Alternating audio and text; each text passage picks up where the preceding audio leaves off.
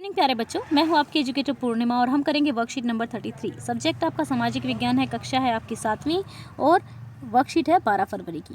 Student ईश्वर से अनुराग। हमने पिछली वर्कशीट में क्या जाना था? हमने जाना कि भाई जो अलवराज हैं या फिर नैनार्स हैं, वो जो नैनार्स हैं वो शिव को पूजा करते हैं, जो अलवर है वो विष्णु की पूजा करते हैं। अब हम जानेंगे कि आगे किस तरीके से जो फिलोसफर्स होते हैं वो भक्ति के बारे में सबके अलग अलग विचार होते हैं। कोई भजन कीर्तन करके भगवान की पूजा करता है, तो कोई गाना गा के करता है, कोई ऐसे ही जाप करता है नाम का, कोई चुपचाप बैठ के अपना ध्यान लगाता है। तो शंकर का जन्म हुआ था केरल में और ये 8वीं शताब्दी में इनका जन्म हुआ था। इनका 8वीं में हुआ था, इनका 9वीं में हुआ था। ठीक है, तो ये अद्वितीय के समर्थक थे। अद्वितीयवाद का मतलब है कि भाई जो जीव है और जो परमात्मा है वो दोनों एक ही हैं, इनका ये मानना था। अब जो रामानुज है 11वीं शताब्दी में तमिलनाडु में पैदा हुए थे और इनका मानना था कि बेशक से आत्मा और परमात्मा मिल जाते हैं, लेकिन आत्मा फिर भी अपना एक अलग अस्तित्व बना के रखता है।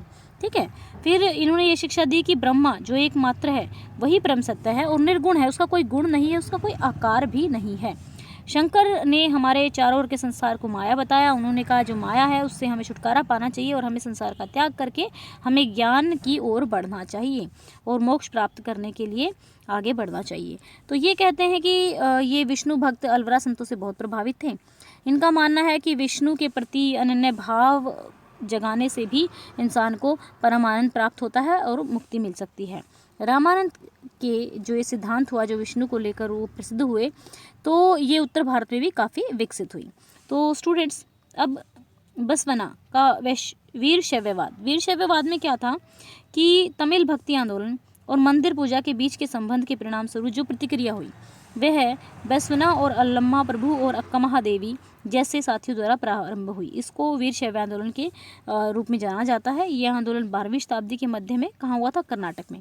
देखो, शंकर का केरल में, ठीक है, शंकर में क्या है तो केरल याद रखना। रामानुज तमिलनाडु, इसमें न है तो तमिलनाडु से याद रख लेना ऐसे। ठीक है, वैश्ववाद ये कर्नाटक है, तो आप ऐसे याद रख लेंगे इसको।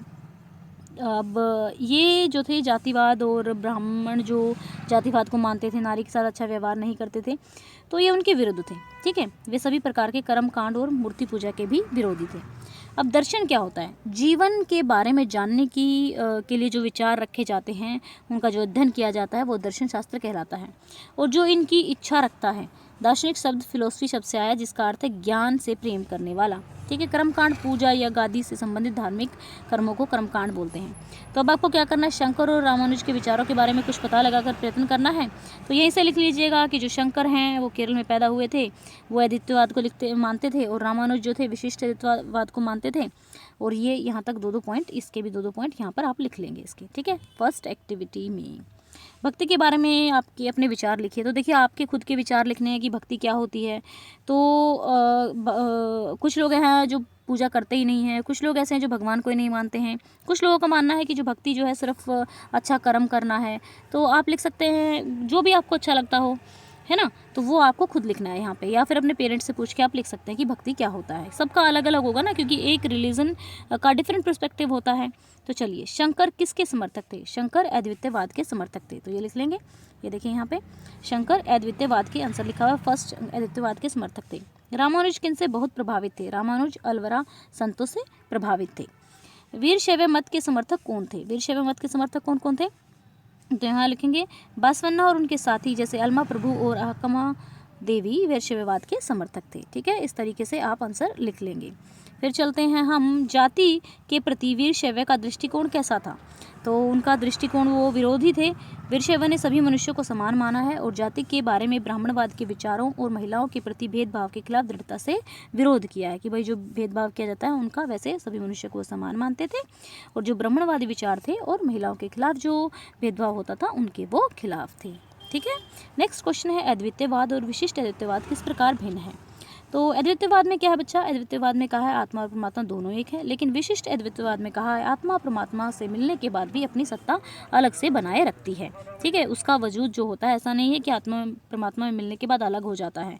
ठीक है, तो ये थी हमारी आज की वर्कशीट। आई होप आपको अच्छे से समझ में आई होगी। अगर कोई डाउट है तो आप कमेंट करके पूछ सकते हैं।